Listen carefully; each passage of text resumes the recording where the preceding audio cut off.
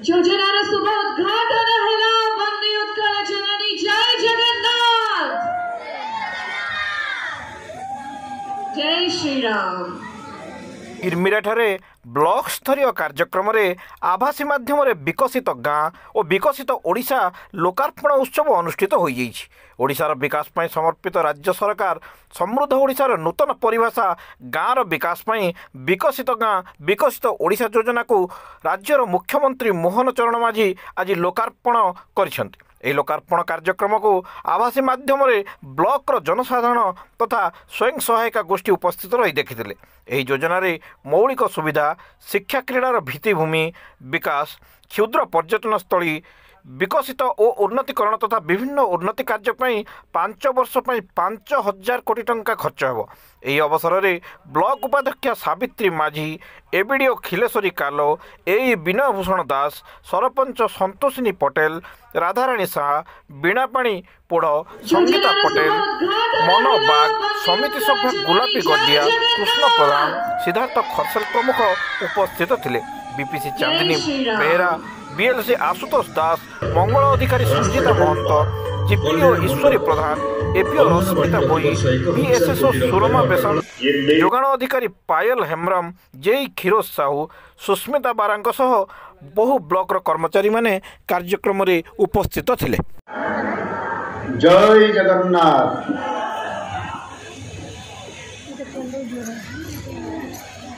आज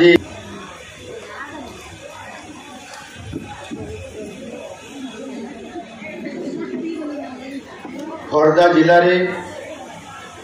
विकसित गाँ विकसित ओडिशार शुभारंभ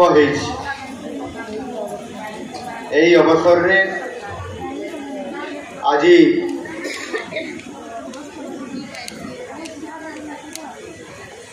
आमर यही कथा होची जे आज